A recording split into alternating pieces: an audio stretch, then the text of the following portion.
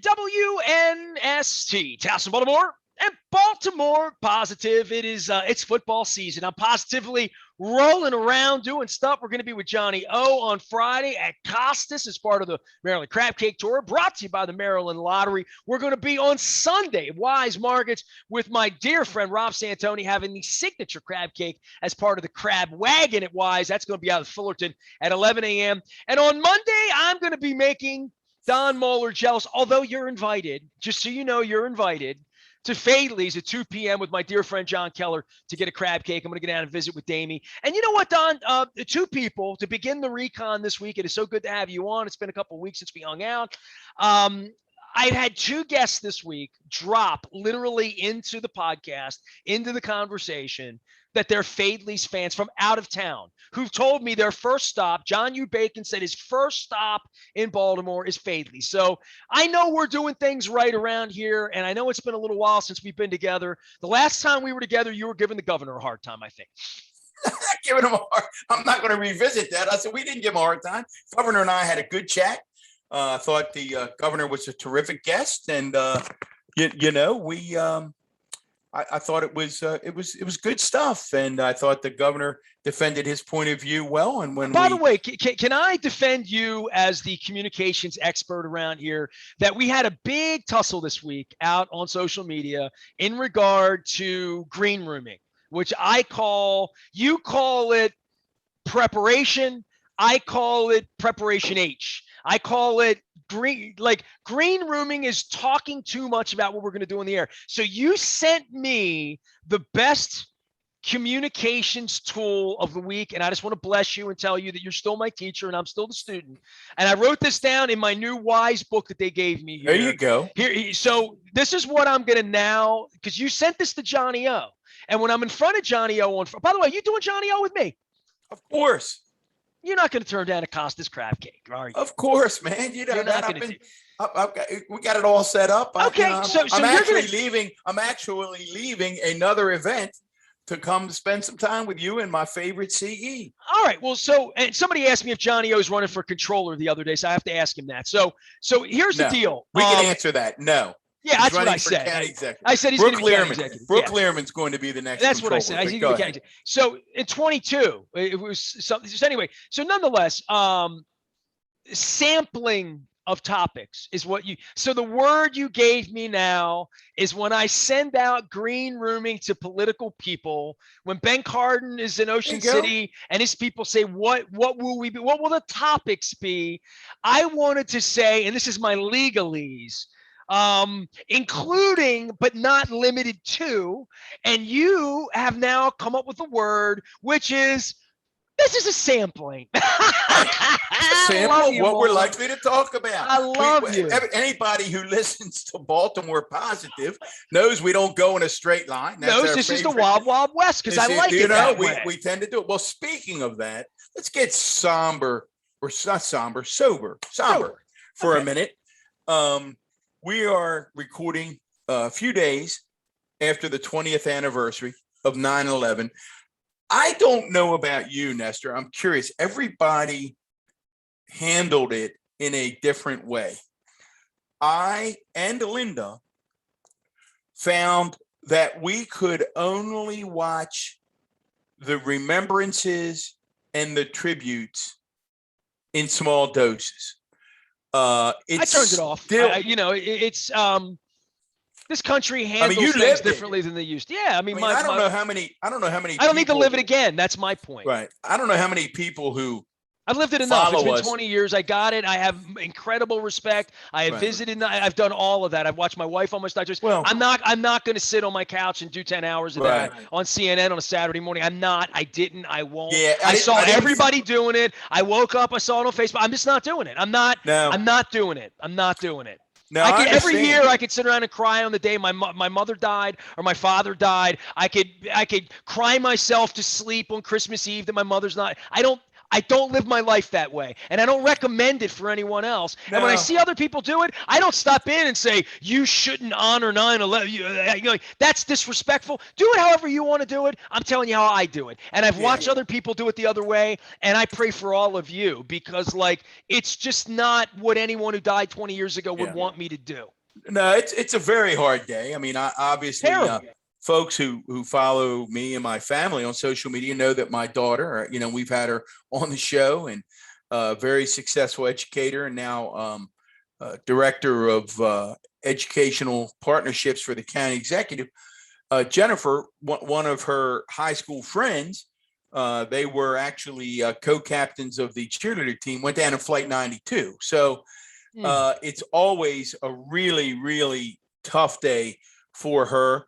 My niece, Megan, had a number of friends who were there in the trade towers that day. So it is a really tough day. And what I am struck by, Nestor, and I agree with you, I'm not able to commit to feeling that sad all day long.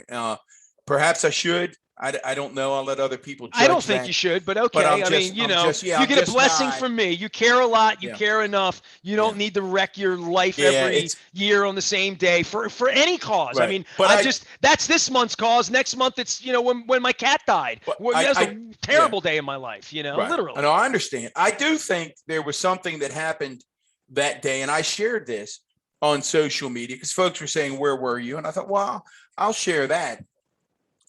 And I think in my case, as with so many, it really reflects what happened before and after. And that was, I can remember like it was yesterday. I was in a superintendent's cabinet meeting in Baltimore County Public Schools. We were in an office right next to the superintendent's office. I can't remember what we were meeting about. But in the middle of the meeting, superintendent's chief of staff came in, knocked on the door, opened the door, and said to all of us, we are under attack. You all need to go back to your offices.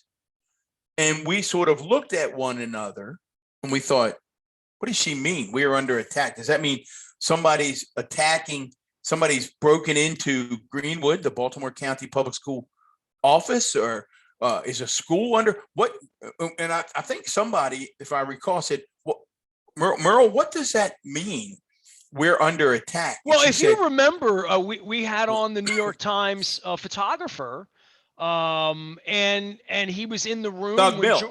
Doug Mills was in the room. Baltimore, lots of roots in Baltimore, was in the room in that school when George Bush, correct. Right? I mean, he got it a minute or two before we did, probably, right. But I was watching live television that morning, prepping for a national show at my home, making coffee. So, like literally when the second tower was hit, I was in a Perry Hall Liquors with Fritz Deischer.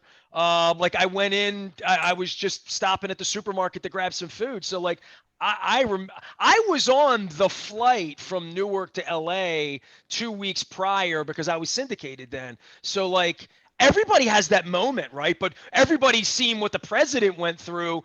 You were in a position where like county government, I mean, every government, every fire department, every airport, everybody, right, was on red alert within 10 minutes, right? Literally. Absolutely.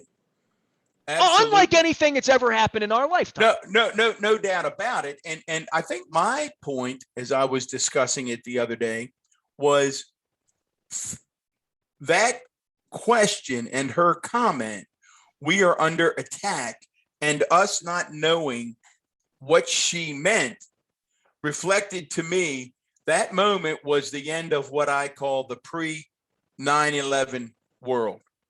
That we didn't even have the concept or the construct of the United States being under attack.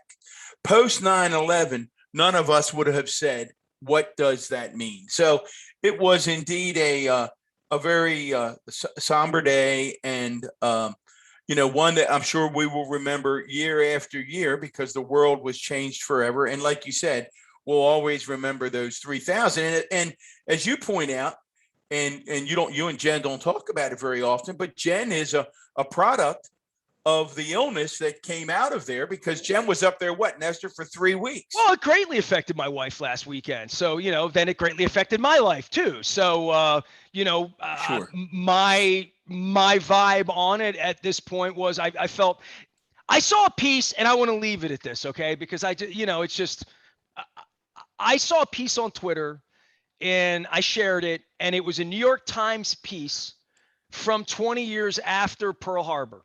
So Pearl Harbor was 1941, right? Interesting. So this is a time in your life that you would remember reading a newspaper, right? Yeah, so December 7th, we all know, day will live in infamy, right? I wasn't around. Yeah, I only know it. But 20 years later, 1961, I would have been 11. Okay, so you were 11 years old. The New York Times mention of Pearl Harbor on the 20th anniversary of Pearl Harbor was on page 21 and 22. There you go. With two 12-inch stories. And it was all sitting there. That is a great story, Nestor. Boy, what a comparison. What a great story. So for me, 9/11 and the 20th anniversary, having watched my wife almost die twice and have 155 nights in the hospital and not even know that that's where it came from, and then learning that later in life, and my wife's very emotional about all of it. I mean, she was there. I would think. When those stories you read about the smell and all that, she was there. She was there. I was in New York 2-3 weeks later. I had one of my favorite guests of all time, Ross Greenberg, was on the show this week talking about his documentary on 9/11 with Bobby Valentine and Joe Torre. And, I went to New York. I was in New York. The place that I used to do my syndicated show was under the Twin Towers on the water, on the west side, on the Hudson. So, I'm very familiar with all of that. I saw all of the memorials. I went into Penn Station, like all of that. I have recollections of all of it. It's not foreign to me.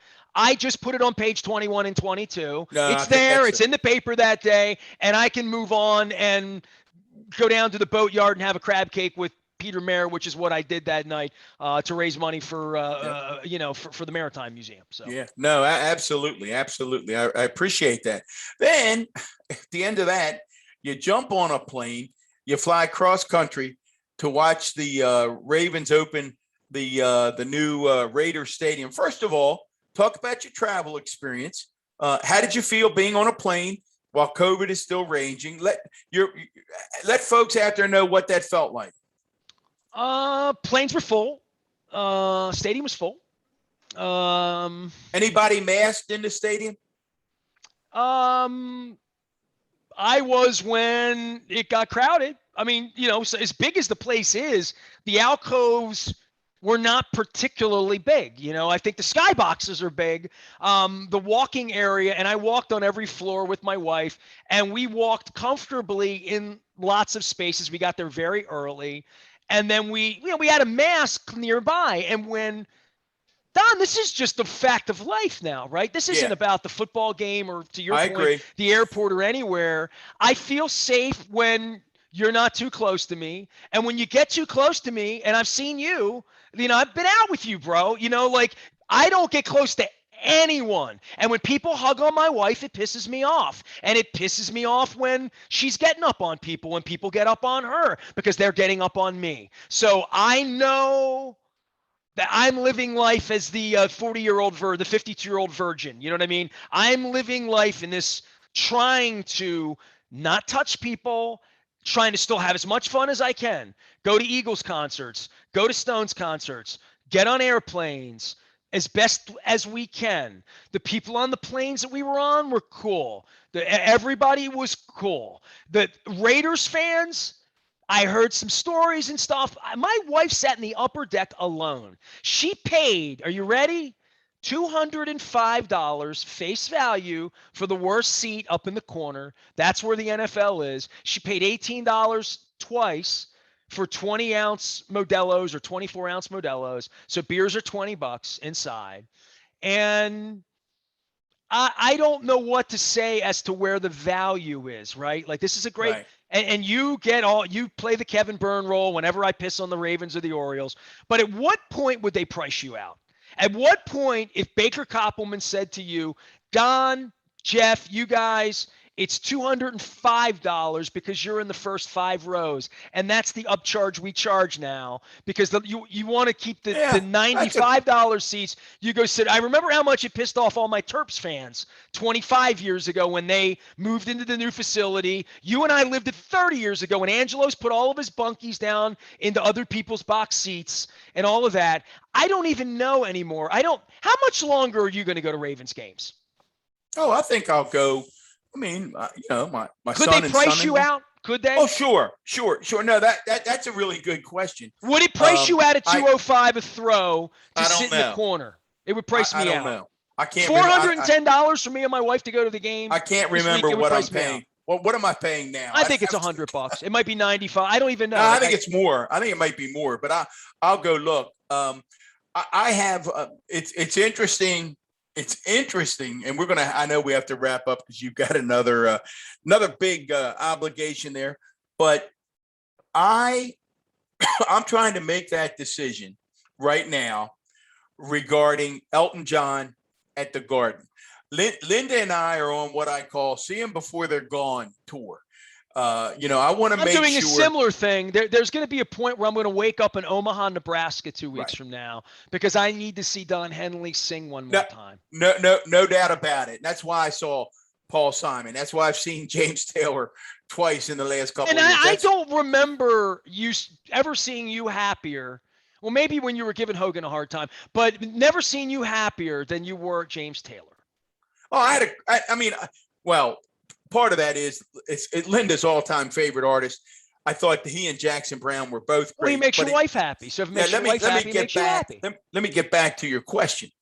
So for nosebleed seats right now at Madison Square Garden to see Elton John in February, it's north of $200. I have not pulled the trigger because of what you said. You spent $200 going to Broadway shows in New York all the time, though, right? No, close. And I love 200 prices you out on a Broadway show.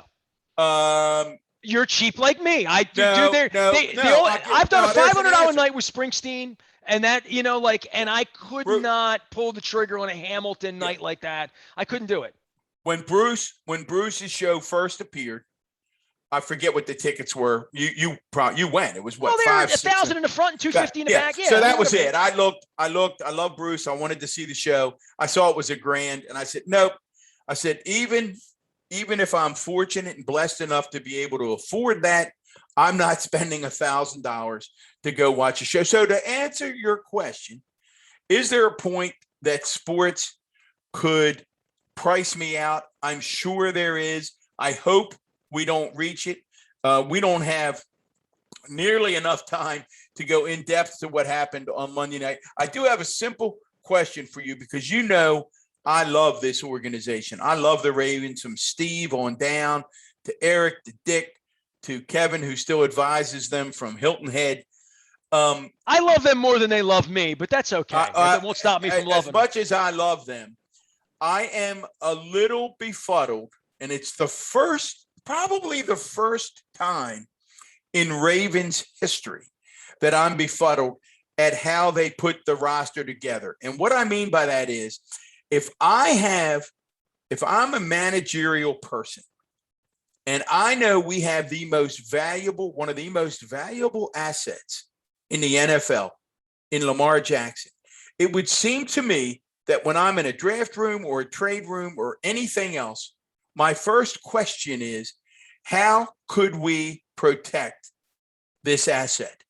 And the fact that we came into this year with what I think right now, Nestor, and some people have kidded me already that it's hyperbole. I'm not sure it is.